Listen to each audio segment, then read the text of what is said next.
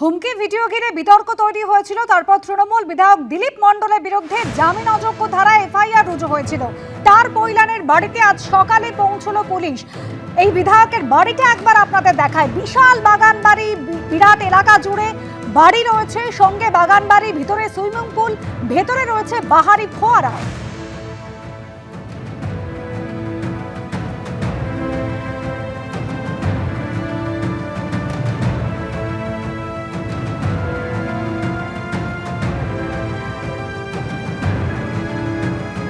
এটা হচ্ছে দিলীপ মণ্ডলের যে বাড়ি, বা এখানে বলা যায় যে আলিশান এই বাংলো, সেই বাংলো বাড়ির চারপাশে পুলিশের ফোর্স তারা রয়েছে এবং বাড়িতে বেশ কয়েকটা লন, যার মধ্যে এই একটা পিছন দিকের যে লন, সামনে হচ্ছে মাটি দিয়ে তৈরি হচ্ছে রয়্যাল বেঙ্গল টাইগার আর রাখা রয়েছে লনে, বা কোনো জায়গায় হচ্ছে একেবারে এরকম পাখি লাগানো রয়েছে, ঝর্ণা লাগানো রয়েছে।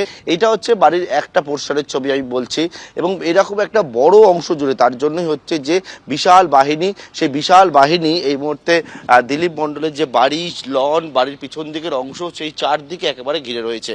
এইটা হলো লনের একটা পোর্শন। পাশাপাশি যাতে দেখতে পাচ্ছি গাড়িগুলো যাতে কোনো রকমভাবে না বেরোতে পারে, তার জন্য গেটের মুখে র্যাপিড ফোর্স মোতায়েন করা রয়েছে। এবং এখানে পরপর যে বিলাসবহুল কিছু গাড়ি দেখতে পাচ্ছি, নিউ মডেল স্করপিও সেটা দেখতে পাচ্ছি, ফরচুনার গাড়ি দেখতে পাচ্ছি, এবং সেখানে হচ্ছে একেবারে যে ভিআইপি স্টিকার দেওয়া বিধানসভার যে স্টিকার দিলীপ মণ্ডল লেখা, সেই বিধানসভার স্টিকার দেওয়া একেবারে ফরচুনার রয়েছে, অন্যদিকে হন্ডা ভার্না রয়েছে।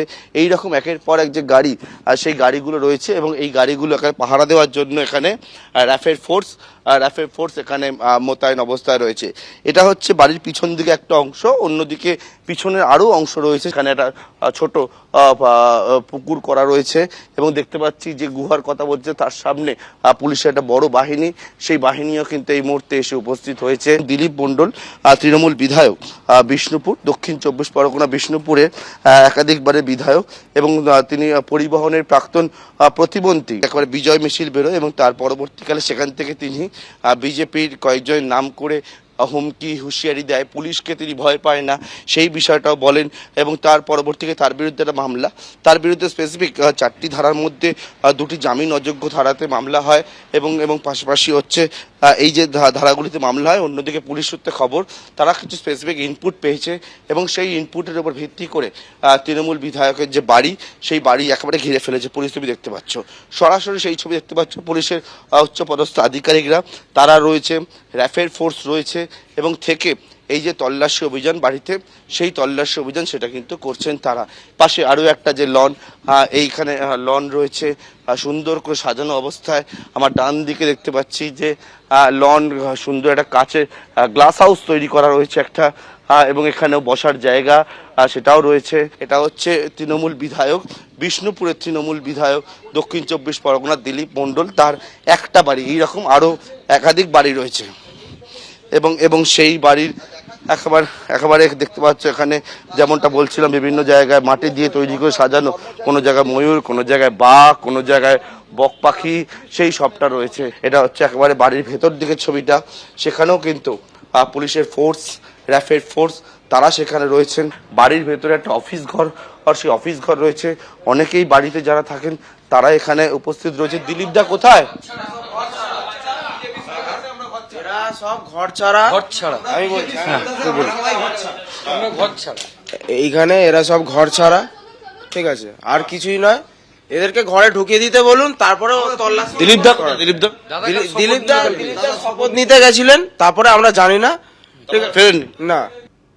পুলিশ পৌঁছলেও দিলীপ মণ্ডল কিন্তু বাড়িতে ছিলেন না। সরাসরি তৃণমূল বিধায়কের বাড়িতে আরো একবার আপনাদের নিয়ে যায় আমাদের প্রতিনিধি পার্থপ্রতিম ঘোষ, সরাসরি রয়েছেন আমাদের সঙ্গে।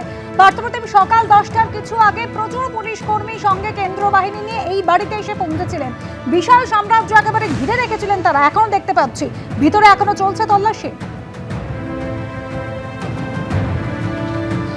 সরাসরি সেই ছবিটা দেখাবো, এখন এই মুহূর্তে ছবিটা দেখাবো। সকাল 9টা নাগাদ কিন্তু পুলিশ তার বাড়ি, এবং যে বাড়িতে অফিস ঘর, এবং পাশাপাশি হচ্ছে যে জায়গায় হচ্ছে তার যে আলিশান বাংলো বাড়ি, সেই বাড়ি, দুটি বাড়িতে পৌঁছায়।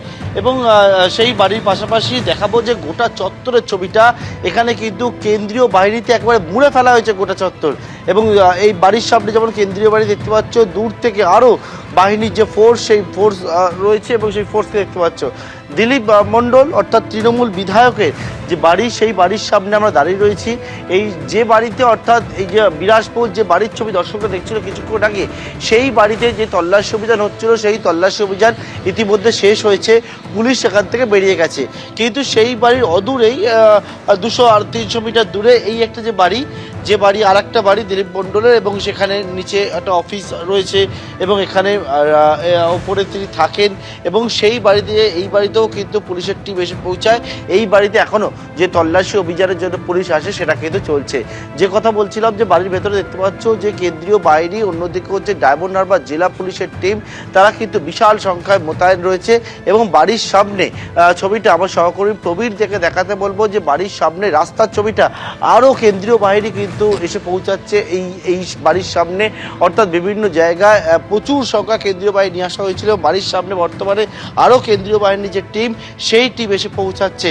এবং এটা হচ্ছে দিলীপ মণ্ডলের আর যে বাড়ি, সেই বাড়িতে অর্থাৎ যে বিলাসপুর যে বাড়িতে তল্লাশি অভিযান হচ্ছিল, সেই বাড়ি তল্লাশি অভিযান শেষ হয়েছে। কিন্তু অপর একটা যেটা বাড়ি রয়েছে, আরও একটা যে বাড়ি, যে বাড়ির সামনে বর্তমানে দাঁড়িয়ে রয়েছি, যেখানে দিলীপ মণ্ডল থাকেন বলে স্থানীয়রা জানাচ্ছিলেন, কিন্তু আজকে তিনি নেই বলে এখনো পর্যন্ত জানতে পারছি। এবং সেই বাড়িতে আরও কেন্দ্রীয় বাহিনীর টিম কিন্তু বর্তমানে এসে পৌঁছাচ্ছে। এবং দেখতে পাচ্ছ যে বাহিনীর সদস্যরা তারা এসে পৌঁছালেন এবং এসে গোটা যে চত্বর, সেই চত্বর তারা একেবারে ঘিরে ফেলছেন। আমরা দিলীপ মণ্ডলের ছেলের সঙ্গে কথা বলছিলাম কিছুক্ষণ আগে। তার ছেলে জানায় যে গতকালকে বিধানসভায় গিয়েছিল বাবা, এবং তার পরবর্তীকালে তার বাবার সঙ্গে তার কোনো কথা হয়নি, অর্থাৎ বিধায়কের সঙ্গে কোনো কথা হয়নি। তার বাবার কোনো খোঁজ তার কাছেও নেই বলে তার ছেলে জানায়। কিন্তু একেবারে তার বিরুদ্ধে, অর্থাৎ দিলীপ মণ্ডল তৃণমূল বিধায়ক, প্রাক্তন প্রতিমন্ত্রী বিষ্ণুপুর দক্ষিণ 24 পরগনা, তার বিরুদ্ধে যে মামলা হয়েছে, অর্থাৎ যে মামলাটি হচ্ছে, একেবারে দেখা যাচ্ছে তিনি বলছেন পুলিশকে তিনি ভয় পান না। তিনি বলছেন যে তিনি টি শার্ট পরে বেরিয়েছেন এবং তার পরবর্তীকালে যতদিন না পর্যন্ত তিনি ব্যবস্থা নেবেন, বিরোধীদেরকে বিজেপিকে তিনি হুমকি দিচ্ছেন, এবং ততদিন কিন্তু একেবারে দেখা যায় তিনি এই অবস্থা টি শার্ট পরে থাকবেন, এইরকম হুমকি দিতে শোনা যায়। এবং তারপর তার বিরুদ্ধে 4টি ধারা মামলা, 2টি জামিন অযোগ্য ধারা সহ। এবং এই ক্ষেত্রে দেখতে পাচ্ছি আজকে সকাল থেকে কিন্তু তার বাড়ি, অফিস সহ বিভিন্ন জায়গায় পুলিশ কেন্দ্রীয় বাহিনীকে নিয়ে এসে যে তল্লাশি অভিযান সেটা চালাচ্ছে। ধন্যবাদ পার্থপ্রতিম।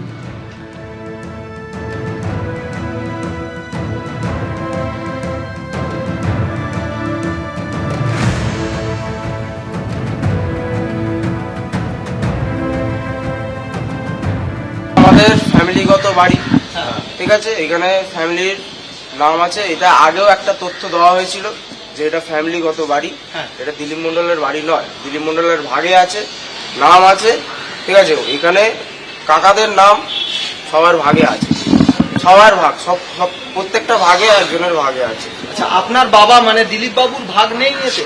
না, মানে দিলীপ বাবুরও ভাগ আছে, কাকাদের ভাগ না, আছে, সবার আছে, সবার ভাগের বাড়ি, তাই তো? ফ্যামিলির বাড়ি। কতদিন আগের বাড়ি এটা? মিনিমাম 15 বছর হয়ে গেছে। আপনার বাবা তো কোথায়? হ্যাঁ, আপনার বাবা কোথায়?